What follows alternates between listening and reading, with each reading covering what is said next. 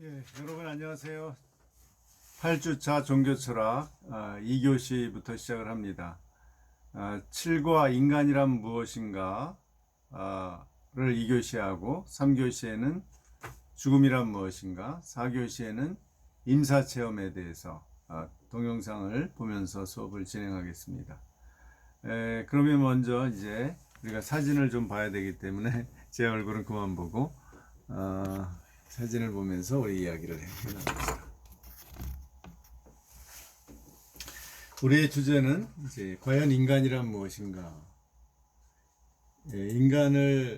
인간에게 가장 궁금한 것은 인간 자신, 그 다음에 우주의 문제겠죠. 많은 사람들이 인간에 대해서 의문을 가졌죠. 여기 유명한 미국의 소설가 마크 트웨인이 있죠.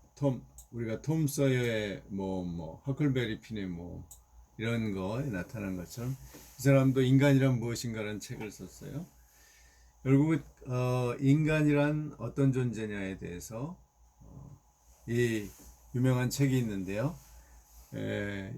오스트리아의 유대인 정신과 의사였던 빅토 프랭클이 유대인이라는 명목으로 이제 아우슈비츠에 나치에 의해서 끌려가서 거기서 결국 살아나왔어요. 그래서 쓴 책이 유명한 죽음의 수용소라는 책인데, 그의 경험에 따르면은 인간은 그 죽음을 앞두고도 의미를 추구한다는 거죠. 그리고 그 의미를 추구한 사람만이 살아남는다는 거죠. 결국 의미를 잃어버리면 그 아주 극악한 조건에서 결국 삶을 포기하게 된다. 그래서 자기는 자기의 아내와 가족과 만나는 것, 그것을 위해서 살아남았다. 그 의미를 추구하면서 살아남았다. 그래서 살아남으려고 하는 사람은 젊게 보이고 건강하게 보여야 살아남기 때문에 그 수용소에서 유리조각 같은 걸 발견하면 그것으로 면도를 한다 그래요. 그래서 그야말로 건강하게 보여야만 결국은 그 죽음이 가스실로 끌려가지 않기 때문에. 그러나 의미를 포기한 사람들은 스스로 그 전기 철조망에 몸을 던져서 죽기도 하고 금방 약해져서 결국 가스실로 끌려가게 되었다는 거죠. 이렇게 인간은 그냥 살 수는 없고 그냥 먹고 마시고 즐기고 살면은 뭔가 허무감을 느끼죠. 그래서 삶의 가치와 의미를 추구하게 됐는데요. 그런데 그게 왜 그러냐고 하면은 그 기독교에서 그야말로 인간이 그럴 수밖에 없는 의미 추구의 존재인 것을 이렇게 얘기하죠. 인간의 기독교적 정의는 하나님에 의해 하나님의 형상을 가진 존재로 선하고 뛰어나게 창조되었지만 타락해서 그 형상이 왜곡되었고 고통과 비참과 죽음 가운데서 살게 되었고 마지막에는 멸망받게 되었다. 그러나 하나님은 타락한 인간을 버리지 않고 구원하셔서 다시 회복되는 길을 열어주셨다. 이게 이제 인간에 대한 정의의 중요한 내용입니다. 그렇기 때문에 인간은 끝없이 절망 속에서도 의미를 추구하면서 뭔가 희망을 찾으려고 하죠. 그러나 그 희망이 궁극적으로 어디서 오는지 잘 모르죠. 그것이 이제 문제죠. 그래서 그리스도를 알아야만 그 확실한 길을 찾게 됩니다. 그래서 예수님께서 내가 길이요 진리요 생명이다 라고 선포하셨죠. 자, 인간의 창조 목적이 그래서 성경에는 뭐라고 되어 있죠? 성경에서는 인간이 오늘날 많은 그 무신론자나 이제 유물론자 등이 생각하는 것처럼 단순히 물리적 현상이 아니다라는 거죠. 물리적 현상이면은 인간이 그 영원한 어떤 가치와 의미를 추구하는 것이 아무 의미도 없는 거죠. 그러나 하나님의 형상이기 때문에 그런 추구가 의미가 있어진다는 겁니다. 이렇게 하나님의 형상으로 지어졌기 때문에 영성이 있고 하나님과 교제할 수 있는 영적인 능력이 있고 지성과 감성과 의지와 상상력을 가지고 하나님의 통치 아래서 세상을 다스리게 되어 있죠.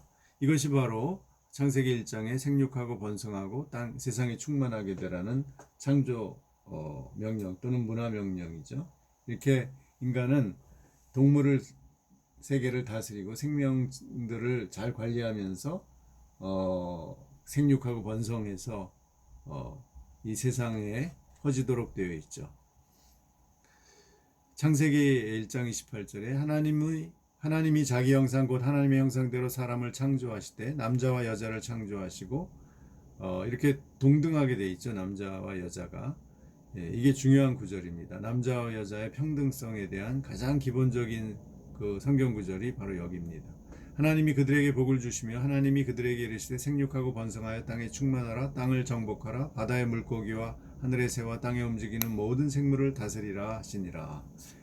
그래서 그들을 그냥 일방적으로 잡아먹고 죽이고 하는 것이 아니라 잘 다스리라고 했죠. 이때까지는 원래는 그래서 창세기 에덴 동산에서는 식물만 먹었죠. 그러다가 이제 타락 이후에 동물 고기를 먹게 됐죠. 자, 생육하고 번성한 한 가족의 모습을 볼까요? 대가족이죠. 그야말로 이렇게.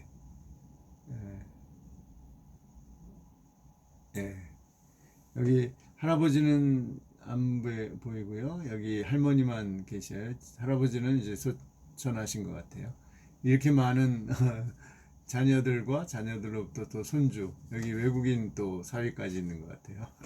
이것이 바로 한 가족이 이렇게 두 사람이 만나서 생육하고 번성하는 모습을 보여주는 거죠. 그래서 시편 8편 4절에서 6절까지 이렇게 노래합니다. 사람이 무엇이기에 주께서 그를 생각하시며 인자가 무엇이기에 주께서 그를 돌보시나이까.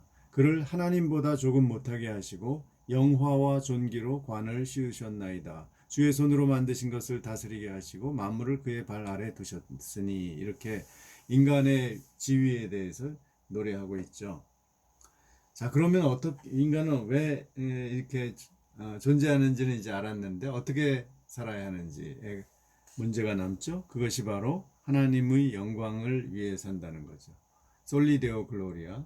하나님께 오직 하나님의 영광을 위해서 산다는 것은 하나님이 원하시는 기뻐하시는 그 목적대로 사는 거죠. 그것이 원래 우리 존재 목적대로 사는 건데 이사야 43장 7절에 내 이름으로 불려지는 모든 자 곧 내가 내 영광을 위하여 창조한 자를 오게 하라. 그가 그를 내가 지었고 그를 내가 만들었느니라. 하나님이 내 영광을 위해서 그 인간을 만들었다라고 선포하죠. 그래서 웨스트민스터 신앙고백에서 얘기하는 것처럼 우리 인간의 목적은 하나님을 영원하게 하고 그분을 영원히 기뻐하는 것, 하나님을 즐거워하고 하나님의 기쁨에 우리가 동참하는 거예요. 하나님이 기뻐하시는 일 우리도 기뻐하고 우리의 하나님의 그 성품에 맞는 일을 함으로써 하나님께 영광을 돌리는 거죠. 하나님이 사람을 사랑하라고 하셨고 선을 추구하라고 하셨고 공의를 추구하라고 하셨기 때문에 또 더불어 이웃과 더불어 평화롭게 살면서 연약한 사람들을 돌보라고 하셨기 때문에 그렇게 하는 것이 영광을 위해 사는 거죠. 그래서 여기 하나님의 그 선을 이루는 것, 그것이 하나님께 기쁨을 드리는 거죠. 하나님이 피조물을 창조하신 목적대로 선하게 우리도 살아가는 것, 그리고 그 안에서 기쁨을 누리는 것이 우리 하나님의 영광을 위한 삶이라고 하겠습니다. 그래서 여기 이 당신은 하나님의 기쁨입니다. 그래서 우리가 아무리 어려운 상황이라도 우리가 하나님의 기쁨이라는 것을 확신하게 되면 그 어려움을 이겨낼 수 있는 큰 힘이 생기는 거죠.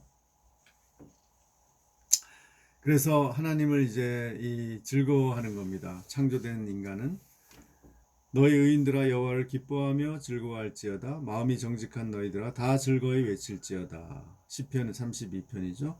또 여호와를 기뻐하라. 그가 내 마음의 소원을 내게 이루어 주시리로다. 시편 37편.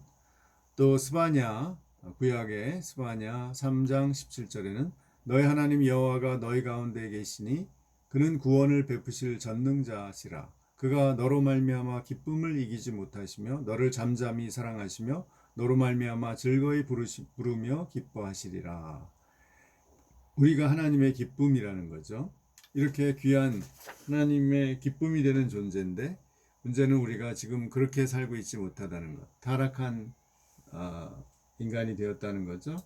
에덴에서 이렇게 하나님이 아까 인간을 창조하셨는데 즉 사탄의 유혹에 빠져서 하나님의 명령을 거스리고 선악과를 먹음으로써 이렇게 추방당했죠, 에덴에서.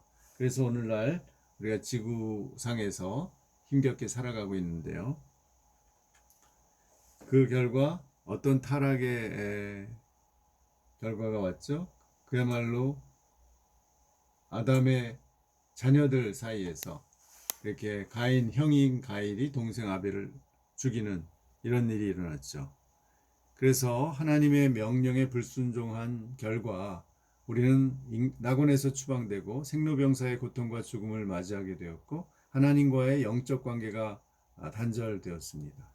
그리고 해산의 고통을 겪고 인간의 역사는 욕심과 미움과 폭력과 전쟁으로 가득 차게 되었죠. 이것이 타락의 결과입니다. 이러한 그 한 개인 간의 이런 살인으로 끝나는 것이 아니라 여기 20세기에 사람들이 20세기 초반에 엄청나게 20세기를 낙관적으로 생각을 했지만 1차 대전, 2차 대전을 거치는 동안 그게 환상이라는 것이 드러났죠. 이것이 바로 2차 대전 때 나치가 유대인들을 학살한 모습이고요. 이것은 일본군이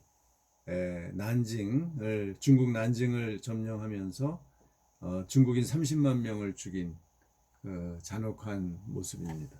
이것들은 극우 집단에 의해서 나치와 이 일본 제국주의에 의해서 일어났지만 그러나 극좌 집단에 의해서 일어난 끔찍한 학살도 있죠. 여기 크메르 루즈에 의해서 캄보디아 국민의 3분의 1이 학살됐다고 그래요.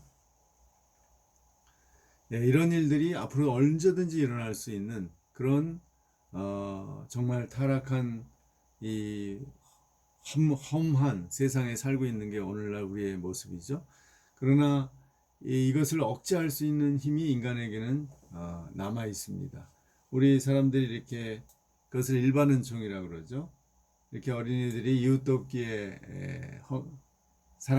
이웃 사랑을 위해서 이렇게 자기 돈을 모아서 기부를 하는 거죠. 그것은 인간에게 있는 그 하나님의 형상이 완전히 파괴되지 않았고 왜곡됐지만 이제 하나님과의 관계가 깨어졌지만 다시 회복될 가능성을 가지고 있고 희미한 선, 즉 일반 은총 또는 일반 은혜가 있어서 우리가 참과 거짓을 구별할 수 있고 선악을 구별해서 또 그것을 위해서 선을 추구할 수 있는 그런 마음이 있는 거죠. 그것이 하나님이 우리에게 남겨준 그 선이 이미 창조된 선이 남아 있다는 거죠. 아직 우리 인간에게는 희미하게 남아. 그래서 우리가 사회에서 꼭 기독교인뿐만 아니라 일반 사람들도 정의와 공정한 사회를 만드는 것을 바라고 있죠. 그리고 그렇게 만들려고 노력하는 사람들이 많이 있죠. 그리고 사람들은 이렇게 부패 없는 사회에서 국가에서 살고 싶어 하죠. 지금 가장 부패가 없는 나라들은 북유럽 국가하고 호주, 뉴질랜드, 스위스 이런 나라입니다. 여기 이 전 세계에 부패가 없는 나라들, 그러니까 이 자본주의와 사회주의가 타협을 해서 사회적 자본주의를 운영하면서 국민들이 정치에 적극적으로 참여하는 나라들, 아주 민주적인 구조를 가지고 있고 또 여성들도 적극적으로 이 정치에 참여하고 또 이 경제에 참여하는 그런 나라들이죠.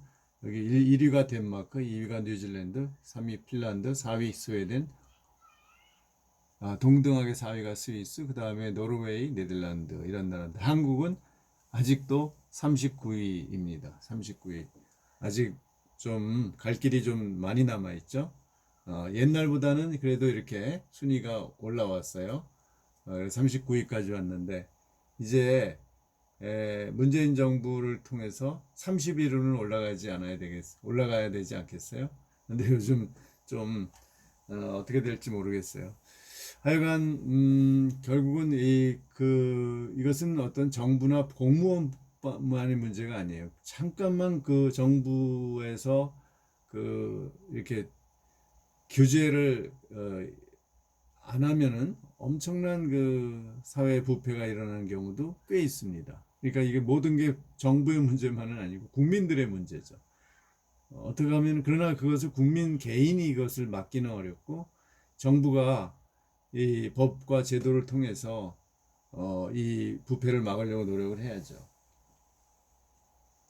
자, 그 다음에 이러한 선행이 우리가 이제 환경 문제에서도 나타나죠. 예를 들면 유한 킴벌리가 몽골에 1,000만 그루의 지금 나무를 심고 있다 그래요. 그래서 이렇게 숲을 대규모로 형성하고 있다 그래요. 또 기독교에서도 기독교 환경운동연대가 오랫동안 활동하고 있는데 몽골의 은혜의 숲, 은총의 숲을 만들고 있다고 합니다. 네, 물론 아무래도 규모는 좀 적죠. 자, 그래서 크리스찬들이 이 환경연대와 함께 이렇게 가서 몽골 보면서 이렇게 나무를 심고 또 기부도 하고 그렇게 하는 거죠. 여러분도 한번 기회가 되면 가보시기 바랍니다. 제가 아는 또 카톨릭 신부, 젊은 신부 한 분은 몽골 정부로부터 10만 평을 이제 운영권을 받아서 거기에 이런 식물들을 심고 있어요. 재배할 수 있는 식물들을 그런 것도 제가 들었습니다. 하여간 우리나라는 이제 어느 정도 다 녹화가 돼 있잖아요. 그런데 지금 이렇게 사하라 지방이나 몽골이나 이쪽에는 또 뭐 브라질 같은 데도 지금 열대우림이 이미 다 타고 있고 아주 환경이 매우 매우 지금 열악해져 가고 있는데 우리나라만 신경 쓰는 게 아니라 이제 북한도 녹화시켜야 되겠지만 많은 나라에 가서 이런 일을 했으면 좋겠습니다.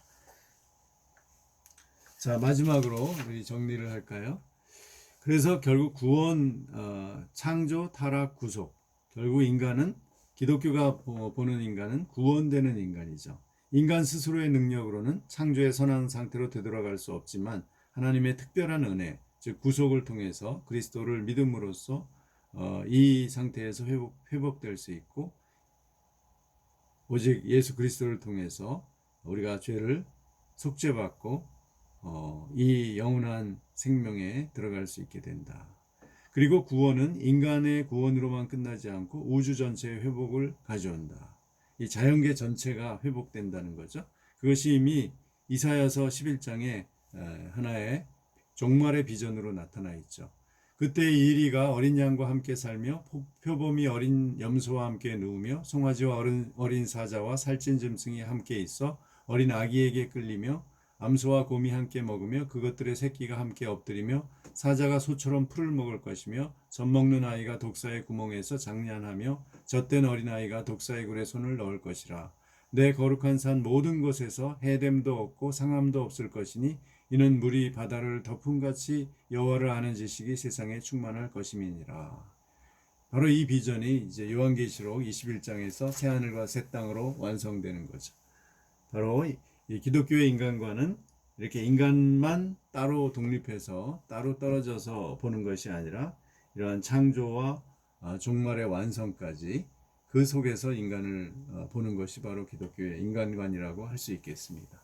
예, 마치겠습니다.